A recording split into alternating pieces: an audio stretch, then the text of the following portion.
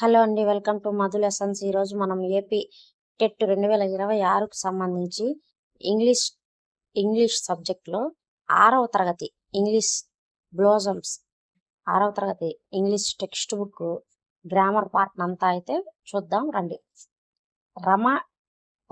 Rama is a clever boy. What type of noun is Rama అనే రామా అనేది ఏ type of noun అని అడుగుతున్నాడు. ప్రాపర్ నౌన్ ఒక నిర్దిష్టమైన వ్యక్తి, స్థలము లేదా వస్తువు పేరును తెలిపేదాన్ని ప్రాపర్ నౌన్ అంటారు. ఇక్కడ రామ అనేది ఒక నిర్దిష్టమైన వ్యక్తి పేరు. The crowd was very big. Identify the collective noun. Collective noun ఏమిటి అని అడిగాడు. క్రౌడ్ వ్యక్తులు లేదా వస్తువుల సమూహాన్ని సూచించే పదాన్ని కలెక్టివ్ నౌన్ సమూహ నామవాచకం అంటారు. ఇక్కడ క్రౌడ్ అంటే జనాల గుంపు అని అర్థం. ఈ బిట్ ప్రీవియస్ టెస్ట్ లో వచ్చిందంట. Kindness is a great virtue. Kindness belongs to which noun category? Abstract noun. కంటికి కనిపించని, తాకలేని, కేవలం భావాలు, గుణాలు లేదా నమ్మకాలు తెలిపేదాన్ని అబ్స్ట్రాక్ట్ నౌన్ భావనామవాచకం అంటారు. దయ అనేది ఒక గుణం. Milk is good for health. Milk is dash noun. Material noun. పదార్థాలు లేదా లోహాల పేర్లను తెలిపేటప్పుడు మెటీరియల్ అంటారు. పాలు, బంగారం, నీరు దీని కిందకే వస్తాయి. She herself cleaned the room. What kind of pronoun is herself here? She herself cleaned the room. What kind of pronoun is herself here? Emphatic pronoun. ఒక సబ్జెక్ట్ చేసిన పనిని మరింత నొక్కి చెప్పడాన్ని ఎంఫసిస్ ఉపయోగించి మైసెల్ఫ్, హర్సెల్ఫ్, హిమ్సెల్ఫ్ వంటి పదాలు emphatic pronoun అంటారు. This pen is mine. Identify the pronoun type of mine. ఇక్కడ మైన్ అనేది పొసెసివ్ ప్రొనౌన్. ఒక వస్తువు ఎవరికి చెందిందో తెలిపే సర్వనామాలను పొసెసివ్ ప్రొనౌన్స్ అంటారు. మైన్ అంటే నాది అని అర్థం. ఇది కూడా లాస్ట్ టెక్లో అడిగారంట. Who wrote this book? The underlined word who is an dash pronoun. Who అనేది ఎటువంటి ప్రొనౌన్ అని అడుగుతున్నారు. Interrogative pronoun. ప్రశ్నలు అడగటానికి ఉపయోగించే హూ, వాట్, విచ్ వంటి సర్వనామాలను ఇంటరాగేటివ్ ప్రొనౌన్స్ అంటారు. The boy who won the prize is my friend. Who is a relative pronoun. రెండు వాక్యాలను కలుపుతూ ముందున్న నామవాచకానితో సంబంధాన్ని తెలిపే హూ, విచ్, దట్లను రిలేటివ్ ప్రొనౌన్స్ అని అంటారు. Each of the boys received a gift. Each is a dash distributive pronoun. ఒక సమూహంలోని వ్యక్తులను విడివిడిగా సూచించే ఈచ్, ఐదరు, నైదర్లను డిస్ట్రిబ్యూటివ్ ప్రొనౌన్ అంటారు. Look at the bird. That is a dash. ఇక్కడ లుక్ ఎట్ ద బర్డ్ అన్నాడు. లుక్ ఎట్ దట్ బర్డ్ అన్నాడు. లుక్ ఎట్ దట్ బర్డ్ అన్నాడు. అయితే ఇక్కడ దట్ అనేది ఏమిటి అని అడుగుతున్నాడు. Demonstrative pronoun. ఎందుకంటే ఒక వస్తువు లేదా వ్యక్తిని వేలెత్తి చూపడానికి, పాయింట్ అవుట్ చేయడానికి ఉపయోగించే దిస్సు, దట్టు, దీజు, దోజులను డెమాన్స్ట్రేటివ్ ప్రొనౌన్స్ అంటారు. ఇక్కడ ఆర్టికల్స్ గురించి. Dash he is dash university student. Fill the blank. A, you అనేది హల్లు శబ్దం కాబట్టి ఏ university. Copper is dash useful metal. A useful metal. తర్వాత Sri Lanka is dash Iceland. N Iceland. అది ఐలాండ్.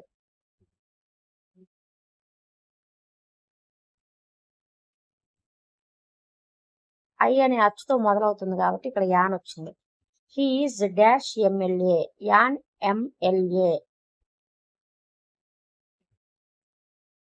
ఇక్కడ ఎం అనేటప్పుడు ఏ వలుకుతుంది కాబట్టి ఇది వోవెల్ సౌండ్ కాబట్టి యాన్ అనేది వచ్చింది. ఇది కూడా ప్రీవియస్ టెట్లో అడిగారంట. Dash Bhagavad Gita is a holy book. The పవిత్ర గ్రంథాలు, నదులు, పర్వతాలు, సముద్రాల పేర్ల ముందు ఖచ్చితంగా ద అనేది డెఫినెట్ ఆర్టికల్ ని వాడాలి. The book is dash the table. On the table. ఒక వస్తువు మరొక ఉపరితలాన్ని తాకుతూ పైన ఉన్నప్పుడు ఆన్ అనే ప్రిపోజిషన్ వాడతాము.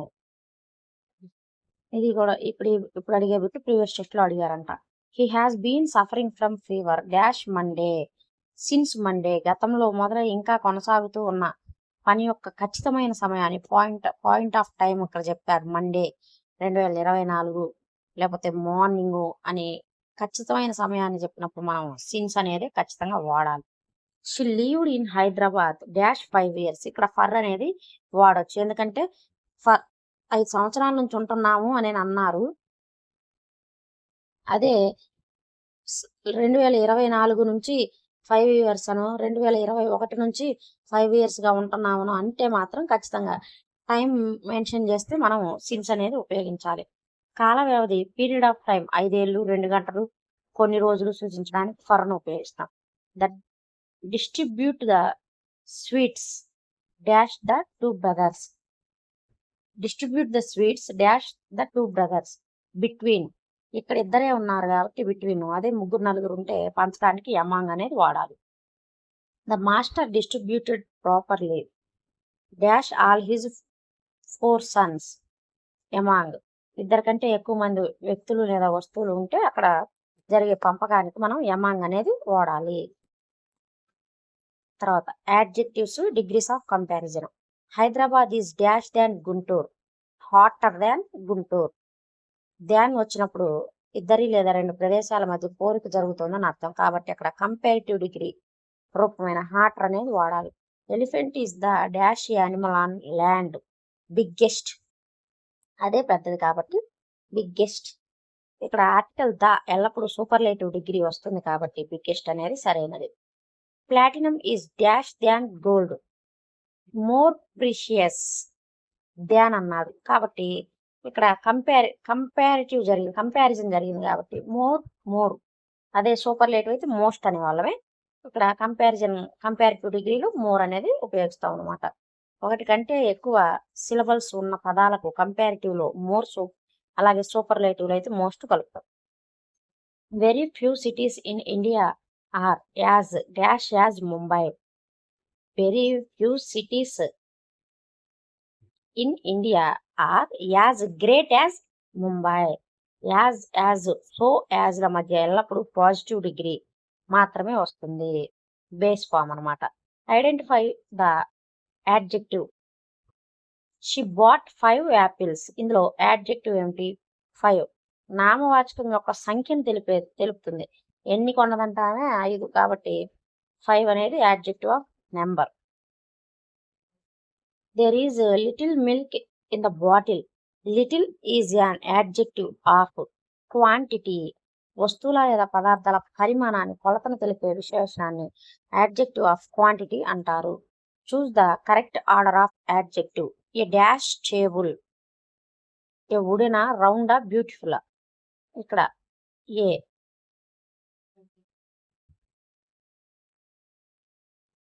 ఈ మూడింటిని కరెక్ట్గా ఆర్డర్లో పెట్టి రాయమన్నాడు అనమాట. A beautiful round wooden table. దీనికి ఒక విశేషణాల క్రమానికి ఒక ఆర్డర్ ఉంది. ముందు ఒపీనియన్ ఉంటుంది, తర్వాత సైజ్ ఉంటుంది, తర్వాత షేప్ ఉంటుంది, తర్వాత ఏజ్, ఆ తర్వాత కలరు, ఆ తర్వాత ఆరిజిన్, ఆ తర్వాత మెటీరియల్.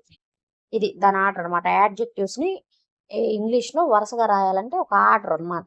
ఏంటి? ఫస్ట్ ఒపీనియన్, తర్వాత సైజు, తర్వాత షేప్, తర్వాత ఏజ్, ఆ తర్వాత కలరు, ఆ తర్వాత ఆరిజిన్, ఆ తర్వాత material.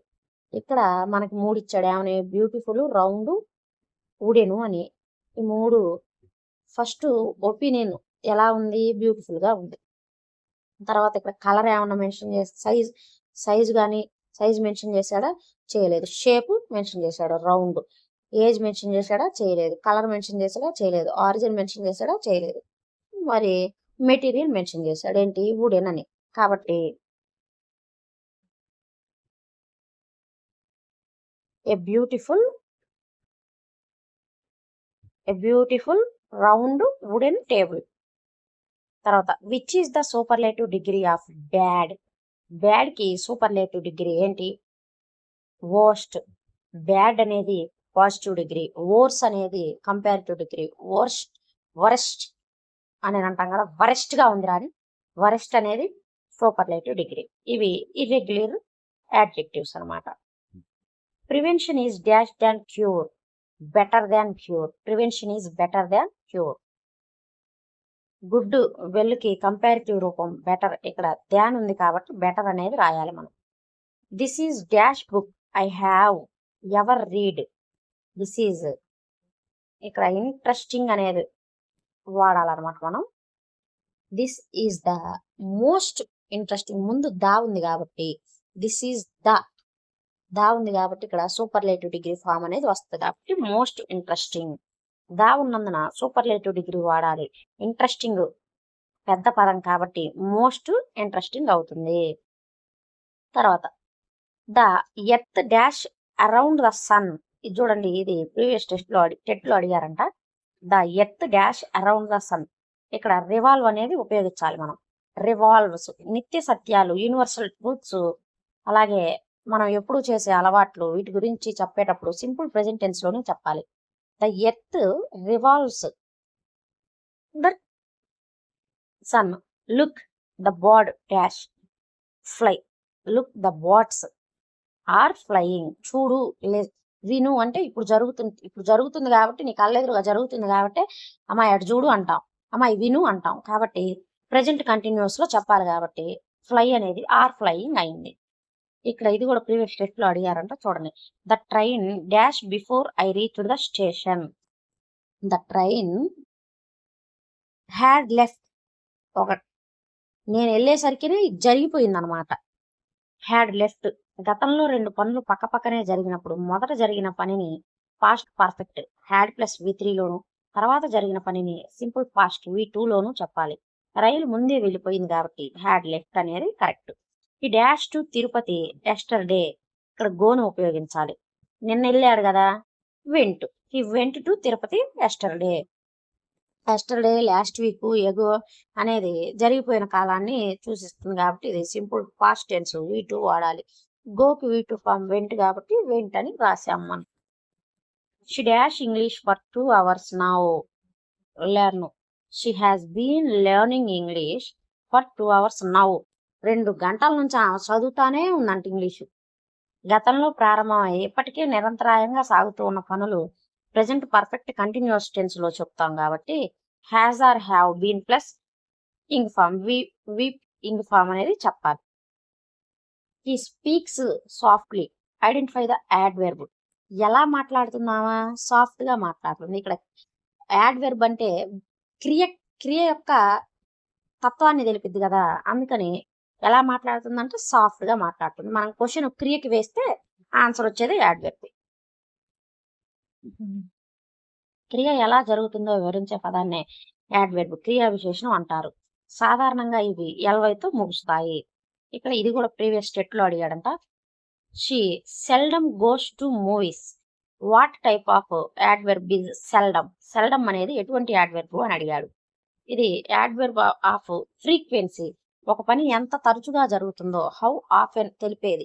Always, seldom, never, often ఇవన్నీ యాడ్వర్బ్ ఆఫ్ ఫ్రీక్వెన్సీ అంటారు. The soldier fought bravely. Bravely is an dash adverb of manner. ఒక పని ఏ విధంగా ఎలా జరిగిందో తెలిపేదాన్ని యాడ్వర్బ్ ఆఫ్ మేనర్ అంటారు. Come here. Here is an adverb of place. ఇక్కడికి రా అన్నాడు కదా, పని ఎక్కడ జరిగిందో స్థలాన్ని సూచిస్తే దాన్ని యాడ్వర్బ్ ఆఫ్ ప్లేస్ అంటాము. We will submit the project tomorrow. Tomorrow is an adverb of time. పని ఎప్పుడు జరుగుతుందో సమయాన్ని తెలిపే పదాన్ని యాడ్వర్బ్ ఆఫ్ టైం అని అంటారు. ఇక్కడ సెంటెన్సెస్, కంజంక్షన్స్ అండ్ వాయిస్, వాక్యాలు, సంధాయకాలు, ప్రయోగాలు అంట. What a beautiful scenery it is. What type of sentence is this? This is A exclamatory sentence. ఆశ్చర్యం, ఆనందం, విచారం వంటి తీవ్ర భావోద్వేగాలను వ్యక్తపరిచే వాక్యాలను ఎక్స్క్లామేటరీ సెంటెన్సెస్ అంటారు. చివరన ఆశ్చర్యార్థకం గుర్తు ఉంటుంది. Please pass the salt. This is an dash sentence. చూడండి, ప్లీజ్ పాస్ ద సాల్ట్ అడుగుతున్నామే. Imperative sentence. అభ్యర్థనలు, ఆజ్ఞలు, సలహాలు వీటిని తెలిపే వాక్యాలను ఇంపెరిటివ్ సెంటెన్సెస్ అంటారు. ఇది క్రియతోటే మొదలవుతుంది. తర్వాత ఇది చూడండి, if you are thirsty you can drink buttermilk. This is a dash sentence. నీకు దాహం వేస్తే మజ్జిగ తాగు అని అడిగింది, చెప్పింది అన్నమాట. ఇది కూడా ప్రీవియస్ స్టెప్ లో అడిగారంట. ఇది ఏ సెంటెన్స్? Complex sentence. ఎందుకు? ఒక మెయిన్ క్లాజ్ ఉంది మరియు ఒక సబార్డినేట్ క్లాస్ ఆధారపడే వాక్యము ఉన్నాయి కాబట్టి ఇది complex sentence. If, because, when తో మొదలయ్యేవి ఉంటే అది కాంప్లెక్స్ సెంటెన్స్ అవుతుంది. He is poor but he is honest. Identify the conjunction అన్నాడు. ఇట్లా కంజంక్షన్ ఏంటంటే బట్. రెండు పదాలు లేదా రెండు వాక్యాలను కలిపే పదాన్ని కంజంక్షన్ అంటారు. ఇక్కడ బట్ రెండు వాక్యాలను కలుపుతుంది. Rama killed Ravana. Change into passive voice. Ravana was killed by Rama. Simple past tense V2 లో ఉన్న వాక్యాన్ని ప్యాసివ్ లోకి మార్చేటప్పుడు వాజ్ ఆర్ వర్ ప్లస్ V3ని వాడతాం. తర్వాత ఇది కూడా ప్రీవియస్ స్టెప్ లో అడిగాడంట. A song is being sung by her. Convert into active voice. Active voice లోకి మార్చమన్నాడు. She is singing a song.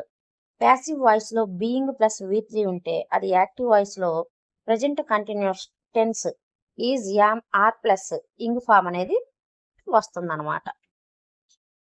He ran fast dash he missed the train. Fill the conjunction. He ran fast but he missed the train. పరిగెత్తాడు కానీ అందల. పరస్పర విరుద్ధమైన విషయాలను కలిపేటప్పుడు but అనే conjunction వాడాలి. వేగంగా పరిగెత్తాడు కానీ ట్రైన్ మిస్ అయింది. Work hard dash you will fail. Work hard or otherwise. ఇక్కడ ఆర్ లేదా అదర్వైజ్ ఈ రెండిట్లో ఏదో ఒకటి వాడాలి. కాకపోతే లేదా అలా జరగకపోతే అని హెచ్చరికను సూచించడానికి ఆర్ లేదా అదర్వైజ్ వాడతాము. Shut the door. Change into passive voice. Let the door be shut. Order లేదా ఆజ్ఞాపించే వాక్యాలను ఇంపెరిటివ్ సెంటెన్సెస్ లో ప్యాసివ్ వాయిస్ లోకి మార్చేటప్పుడు let plus object plus be plus V3ని వాడతాము. ఇది కూడా ప్రీవియస్ స్టెప్ లో అడిగాడు. చూడండి. Honesty is the best policy. The sentence is an example of assertive లేదా డిక్లరేటివ్ సెంటెన్స్. ఒక సాధారణ నిజాన్ని, సమాచారాన్ని లేదా ప్రకటనను తెలియజేసే వాక్యాన్ని అసెప్టివ్ లేదా డిక్లరేటివ్ సెంటెన్స్ అని అంటాము. He said I am writing a letter. Change into indirect speech. He said that he was writing a letter. Direct speech లో వాక్యం సింపుల్ ప్రెజెంట్ లో ఉంటే ఇండైరెక్ట్ స్పీచ్ లోకి మారేటప్పుడు అది పాస్ట్ కంటిన్యూస్ గా మారుతుంది. దట్ అనే కంజంక్షన్ వస్తుంది. She likes coffee dash. ఇక్కడ క్వశ్చన్ ట్యాగ్. ఇక్కడ లైక్స్ డజంట్ షీ. వాక్యం పాజిటివ్ లో ఉంది కాబట్టి క్రియ లైక్స్ సింపుల్ ప్రెజెంట్ లో ఉన్నప్పుడు ట్యాగ్ నెగిటివ్ లో ఉండాలి. లైక్స్ అంటే డజ్. డజ్ ప్లస్ లైక్ కాబట్టి డజంట్ షీ అవుతుంది. They will not come tomorrow. Question tag. Will they. ఇవ్వబడిన వాక్యం నెగిటివ్ లోనే ఉంది కాబట్టి ఆన్సర్ రాసేటప్పుడు పాజిటివ్ లో రాయాలి మనం. Identify the correct punctuated sentence. ఇవి కూడా అడుగుతాడు. Alas the old man is dead said Raju. బాధను వ్యక్తపరిచే అలాస్ పక్కన ఆశ్చర్యార్థకం, డైరెక్ట్ స్పీచ్ కొటేషన్ మార్క్స్ మరియు వాక్యం చివర ఫుల్ స్టాప్ సరైన క్రమంలో ఉండాలి. You dash obey your parents. Choose the correct modal verb. You dash obey your parents. Must. You must obey your parents. ఖచ్చితంగా చేయవలసిన బాధ్యతను లేదా విధిని సూచించడానికి మోడల్ వెర్బ్ మస్ట్ ని ఉపయోగిస్తాము. ఇక్కడ 6th క్లాస్ సంబంధించి అదే గేయాలు, రచయితలు ఏమనుకోమాకండి, నేను తెలుగులో చెప్తున్నా. పోయమ్స్ అదేలే ఆ రచయితలు వాళ్ళ గురించి కూడా చూద్దాం. ఒక 4-5 ఉన్నాయి, ఎక్కువ ఏం లేవు. వాటి మీద బిట్ వచ్చినా మనం ఎందుకు మిస్ అవ్వాలి, అందుకని. Who is the Arthur of the lesson? Clever Tenali Ramakrishna. ఇది టెక్స్చువల్ ఫోక్ టేల్, ట్రెడిషనల్ స్టోరీ. 6th క్లాస్ మొదటి పాఠము క్లవర్ తెనాలి రామకృష్ణ అనేది ఒక సాంప్రదాయ జానపద కథ. దీనికి ప్రత్యేకంగా ఒక రచయిత పేరు కాకుండా సాంప్రదాయ కథగా టెక్స్ట్ బుక్ లో ఇచ్చారు. The poem the naughty boy is written by. ఇది ప్రీవియస్ స్టేట్ లో అడిగారంట. John Keats. 6వ తరగతిలో ఉన్న నాటీ బాయ్ అనే ప్రసిద్ధ కవితను రాసింది జాన్ కీట్స్. ఈయన ప్రసిద్ధ English romantic kavi.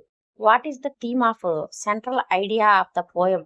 What can a little chap do? Written by William Brighty Rats. Every small effort matters. Duty of a child. William Brighty Rands రాసిన ఈ కవిత ఒక చిన్న పిల్లవాడు కూడా తన వంతుగా దేశానికి లేదా సమాజానికి మంచి పనులు చేయగలడు అనే సందేశాన్ని ఇస్తుంది. In the lesson what can a little champ do? What does the word champ means in the glossary? Champ అంటే అర్థం ఏమిటి అని అడుగుతున్నాడు. A boy or a man. Text book glossary ప్రకారం చాంప్ అంటే ఒక చిన్న బాలుడు లేదా వ్యక్తి అని అర్థం. The story the snake catcher is adapted from which famous literacy work? ఇది Persian stories Rumi's Masnavi. 6th క్లాస్లో ద స్నేక్ క్యాచర్ పాములు పట్టేవాడు కథ ప్రసిద్ధ పర్షియన్ కవి జలాలుద్దీన్ రూమీ రాసిన మస్నవి కథల నుంచి సేకరించబడింది. In the poem a house a home, who is the poet? ఈ హౌస్ ఏ హోమ్ అనే దాన్ని రాసింది ఎవరు అని అడుగుతున్నారు. Lorraine M Halli. ఇల్లు మరియు ఇల్లాలి కుటుంబం మధ్య తేడాను వివరిస్తూ ఏ హౌస్ ఏ హోమ్ కవితను రాసింది Lorraine M Halli. What is the meaning of the word gratitude as per the 6th class text book context? Gratitude అంటే thankfulness.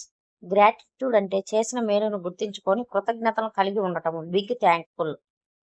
Who wrote the story? The helpful young man. Traditional folk tale. ఇతరులకు సహాయం చేసే గుణం కలిగి ఉన్న ఒక యువకుడి కథ. ఇది ఒక జానపద కథ. What is the meaning of the word pomp in the lesson in the bazaar of Hyderabad by Sarojini Naidu? Splendid display or grandeur. Sarojini Naidu రాసిన కవితల నేపథ్యంలో పాంప్ అంటే అత్యంత వైభవంగా ఆడంబరంగా ప్రదర్శించడం అని అర్థం. According to the lesson the donkey, what is the meaning of wallop? To hit very hard. Text book పాఠ్య భాగం వాలప్ అంటే గట్టిగా కొట్టడం లేదా బాదటం అని అర్థం. ఇవి 6వ తరగతి ఇంగ్లీష్ టెక్స్ట్ బుక్కి సంబంధించి ఇంపార్టెంట్ బిట్స్. ఈ వీడియో నచ్చినట్టయితే లైక్ చేయండి, షేర్ చేయండి. అలాగే మన ఛానల్ని సబ్స్క్రైబ్ చేసుకోండి. ఈ వీడియోకి సంబంధించి ఏదైనా నేను ప్రోడక్ట్ని ట్యాగ్ చేస్తే అవసరమైన వాళ్ళు కొనుక్కోండి. Thank you for watching.